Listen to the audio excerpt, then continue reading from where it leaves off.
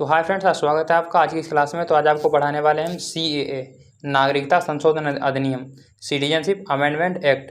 तो इसके बारे में आज आपको पढ़ाएंगे। ये मतलब लागू कब हुआ है, ये पारित कब हुआ है, इसके अंतर्गत आने वाले देश और जो भी इससे संबंधित जो भी जानकारी है, ये परीक्षा के उद्देश्य से बहुत ही इंपॉर्टेंट है। तो इसके बारे में बताएंगे आपको, और ये बताएंगे कि संविधान की जो कौन से भाग में इसको रखा गया है और मतलब इसके बारे में अगली आदि की जानकारी आपको देंगे। तो बने रहिए आज हमारे साथ आज की क्लास में। तो चलिए शुरू करते हैं आज की क्लास को। देखिए, तो इसमें जो दिया गया, पहले जो सिटीजनशिप अमेंडमेंट एक्ट है, तो इसको जो लागू कब किया गया, तो इसको लागू करने की तारीख है 11 मार्च 2024। लागू करने की जो तारीख है 11 मार्च 2024 को इसको लागू किया गया है। और ये लागू तो 2024 में हुआ है, लेकिन ये अधिनियम कब का है, पारित कब किया गया था, तो पारित किया गया ये 2019 में। तो पारित किया गया 2019 में। तो ये सबसे पहले बात ये आती है, मतलब ये लोकसभा से कब पास हुआ। तो ये इसके बाद एक इन्फॉर्मेशन और आती है, मतलब लोकसभा से ये कब पास हुआ। तो ये लोकसभा से पास हुआ है 9 दिसंबर 2019 को। और ये राज्यसभा से कब पास हुआ है, तो राज्यसभा से पास हुआ है 11 दिसंबर 2019। ठीक है, तो 11 दिसंबर 2019। तो इसके पारित होने की डेट यहीं से हो जाएगी। तो 11 दिसंबर 2000, यानी कि यहाँ से ये डेट हो जाएगी 11 दिसंबर 2019 को ये पारित हुआ है। 11 दिसंबर 2019 को पारित हुआ, यहाँ पर लिख लेना 11 दिसंबर 2019। अब इसके बाद एक पॉइंट ये बनता है कि जब हमारा जो सिटीजनशिप अमेंडमेंट एक्ट है, जो नागरिकता संशोधन अधिनियम 2019 है, जब पारित हुआ था उस समय जो भारत के राष्ट्रपति कौन थे, ये भी पॉइंट बन जाता है। तो भारत के उस समय राष्ट्रपति कौन थे, तो राष्ट्रपति थे रामनाथ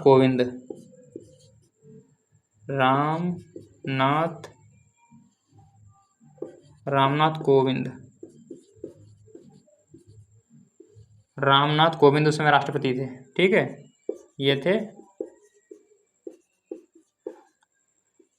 रामनाथ कोविंद। अब इसके बाद जो 11 मार्च 2024 को जब इसको लागू किया था, तब राष्ट्रपति कौन थे, तो अपनी राष्ट्रपति थी द्रौपदी मुर्मू।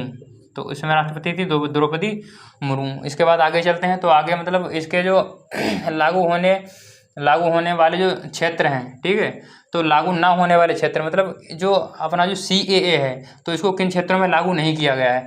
तो जो CAA है, तो जो अपने जो क्षेत्र आते हैं, जो अपने शेड्यूल 6, यानी कि हमारे भारत के संविधान है, संविधान की अनुसूची 6 में जो क्षेत्र आते हैं, असम, मेघालय, त्रिपुरा, मिजोरम। ठीक है, तो ये मतलब ये SC और ST के लिए जो विशेषाधिकार प्राप्त क्षेत्र होते हैं, तो इनमें CAA को लागू नहीं किया गया है। ठीक है, तो यहाँ पर लिख लीजिए जो असम, मेघालय, त्रिपुरा, मिजोरम है। ठीक है, तो जो सबसे पहला हो गया असम, मेघालय, त्रिपुरा, मिजोरम, यहाँ पर लिख लीजिए। 4 जो हो जाएंगे 6वीं अनुसूची में। 6वीं अनुसूची में कितने हैं, 6वीं अनुसूची में हमारे राज्य हैं 4, असम, मेघालय, त्रिपुरा, मिजोरम। ये 4 राज्य आते हैं जिनमें इनको लागू नहीं किया गया है। और 4 राज्य और आते हैं, मतलब जो आते हैं अपने IPL, इनर परमिट लाइन। तो जो IPL वाले क्षेत्र आते हैं, तो नंबर फर्स्ट पे जो हो गया, नंबर सेकंड पे आता है IPL का मतलब होता है इनर परमिट लाइन। ठीक है, तो इनर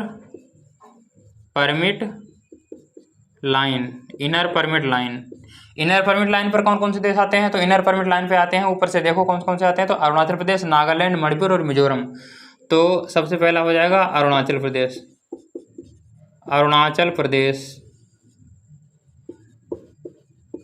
प्रदेश, नागालैंड, मणिपुर और मिजोरम। अरुणाचल प्रदेश, नागालैंड, मणिपुर और मिजोरम। तो ये 4 क्षेत्र हो जाते हैं जो अपने इनर परमिट लाइन पर आते हैं, यानी कि IPL पर आते हैं। ठीक है। तो ये हो जाएंगे लागू ना होने वाले क्षेत्र। तो इन क्षेत्रों में CAA को लागू नहीं किया गया है, क्योंकि इन क्षेत्रों में जो अपने SC और ST वाले क्षेत्र आते हैं उनके लिए विशेष प्रावधान किए गए हैं। और इसके जो अंतर्गत आने वाले देश हैं, तो इसके अंतर्गत आने वाले देश हैं, नंबर 1 अपना पड़ोसी देश है पाकिस्तान, नंबर 1 पाकिस्तान, ठीक है। नंबर 2 हो जाएगा अफगानिस्तान हो जाएगा। इसके बाद नंबर 3 हो जाएगा बांग्लादेश, नंबर 3 हो जाएगा बांग्लादेश, ठीक है। तो इन क्षेत्रों के जो गैर मुस्लिम समुदाय के लोग हैं, जो गैर मुस्लिम समुदाय के लोग हैं, जो गैर मुस्लिम समुदाय के लोग हैं, जैसे कि हिंदू हैं, सिख हैं, बौद्ध हैं, जैन हैं, पारसी हैं, जैन हो गए, पारसी हो गए, ईसाई हो गए, तो ईसाई हो गए। ये जो पाकिस्तान, अफगानिस्तान, बांग्लादेश, इन 3 देशों के जो गैर मुस्लिम समुदाय के लोग हैं, चाहे वो हिंदू हों, सिख हों, बौद्ध हों, जैन हों, पारसी, किसी भी धर्म से संबंधित हों, तो इनको मतलब CAA के अंतर्गत नागरिकता दी जाएगी। तो इनके लिए एक शर्त है, वो जब ये मतलब लागू किया गया, उसमें मतलब 5 वर्ष पहले, ठीक है, तो 5 वर्ष पहले, तो 5 वर्ष पहले से भारत में रहे हों, तो वो 5 वर्ष पहले से भारत में रहे होने चाहिए। अब इससे पहले जो क्या प्रावधान था, तो जो इससे पहले जो 2014 में प्रावधान था, ठीक है, तो 2014 से पहले क्या प्रावधान था, 2014 से पहले था कि वो 11 वर्ष पहले से मतलब भारत में रह रहे हों। तो ये तो अभी मतलब जो CAA लागू किया गया उसमें मतलब ये ऑप्शन रखा गया कि 5 वर्ष पहले से भारत में रह रहे हों। लेकिन जो उससे पहले का जो प्रावधान था, तो उससे पहले 2014 से पहले का 2014 से पहले ये प्रावधान था कि वो 11 वर्ष, कम से कम 11 वर्ष पहले से, 11 वर्ष से भारत में अधिवास में भारत में रह रहे हों, भारत में रहे हों, वो भारत में रह रहे हों। अब 2014 के बाद क्या प्रावधान कर दिया गया, तो 2014 के बाद इस प्रावधान को बदलकर 6 वर्ष कर दिया गया, 6 वर्ष से भारत में रह रहे हों। तो इस प्रकार से जो अभी जो किया गया है अधिनियम CAA के अंतर्गत, तो इसमें कर दिया गया मतलब 5 वर्ष पहले से भारत में रह रहे हों। तो इसके बारे में हो गया। अब इसके बाद एक पॉइंट ये आता है कि इसके अंतर्गत सबसे पहले किस राज्य के शरणार्थियों को नागरिकता दी गई। तो जो इसके अंतर्गत जो मतलब जो CAA लागू हुआ है, तो इसके अंतर्गत जो पहला राज्य है गुजरात। तो गुजरात के जो नागरिकों को सबसे पहले नागरिकता दी गई। कहाँ के? गुजरात। सबसे पहले इसको गुजरात में लागू किया। तो गुजरात के मोरबी जिले में रहने वाले 13 व्यक्तियों को, मोरबी जिले में रहने वाले 13 व्यक्तियों को नागरिकता दी गई। तो गुजरात के मोरबी जिले में रहने वाले 13 व्यक्तियों को इसकी नागरिकता दी गई, ठीक है। तो इसके बाद जो हम अब बात करेंगे इसमें क्या कहते हैं इसको, जो CAA, ठीक है, CAA के बारे में इतने पॉइंट काफ़ी हो जाएंगे। और इसके बाद जो हम बात करते हैं कि जो अपना जो भारतीय नागरिकता है, तो नागरिकता को संविधान में कौन से अनुसूची में मतलब कौन से भाग में रखा गया है। तो हमारे संविधान में नागरिकता को भाग 2 में रखा गया है। हमारे संविधान में नागरिकता को भाग 2 में रखा गया है। तो नागरिकता, जो अपनी नागरिकता है, नागरिकता को भाग 2 में रखा गया है। अब इसके बाद जो होता है अपना जो भारतीय नागरिकता अधिनियम। तो जो भारतीय नागरिकता अधिनियम कब आया? 1955। भारतीय नागरिकता अधिनियम 1955 के द्वारा।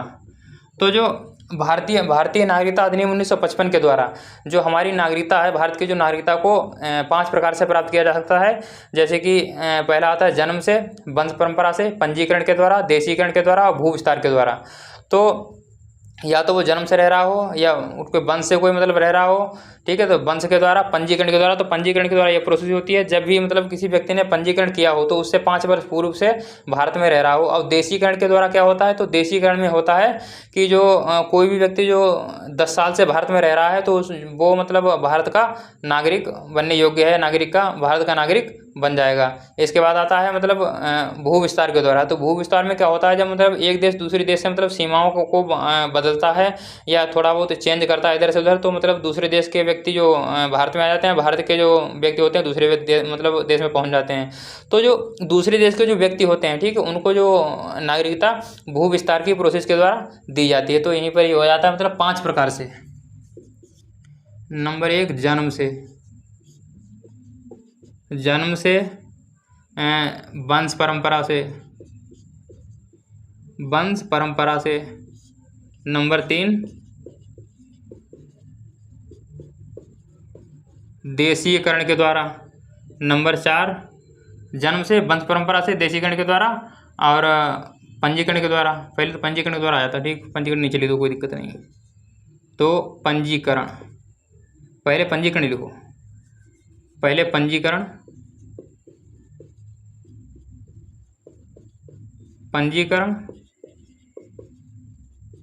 देशीयकरण, 5वां भू विस्तार के द्वारा, 5वां भू विस्तार के द्वारा।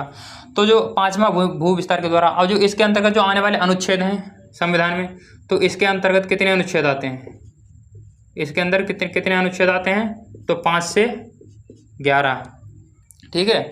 तो इसके अंतर्गत अनुच्छेद आते हैं 5 से 11। तो 5 में क्या आता है, तो जो भारत जब मतलब जो संविधान बना था तो उस समय मतलब जो भारत की नागरिकता संबंधी जो प्रावधान थे उसमें अनुच्छेद 5 में आते हैं। और जो व्यक्ति पाकिस्तान से भारत आए हैं वो 6 में आते हैं, जो भारत से पाकिस्तान गए हैं वो 7 में आते हैं, और 8 में आते हैं जो मतलब विदेश में जो व्यक्ति रह रहे हैं उनके लिए जो नागरिकता संबंधी प्रावधान क्या क्या हो सकते हैं। और 9 में जो मतलब ये आता है कि जो भी नागरिक जब मतलब किसी भी नागरिक ने जब किसी विदेश की नागरिकता ग्रहण कर ली है तो उसके संबंध में जो प्रावधान आते हैं। और 11 में इसके जो नागरिकता के जो मतलब संबंध में जो विधि बनाने का जो अधिकार होता है, विधि बनाने का प्रावधान होते हैं, वो अनुच्छेद 11 में आते हैं। इस प्रकार से जो भारतीय नागरिकता को भाग 2 में रखा गया है। तो ये तो इसके बारे में टोटल जानकारी हो गई। तो इसके बारे में बस इतना ही आज की क्लास में रखेंगे। तो ऐसी ही वीडियो पाने के लिए हमारे चैनल को सब्सक्राइब करें, वीडियो को लाइक करें। धन्यवाद।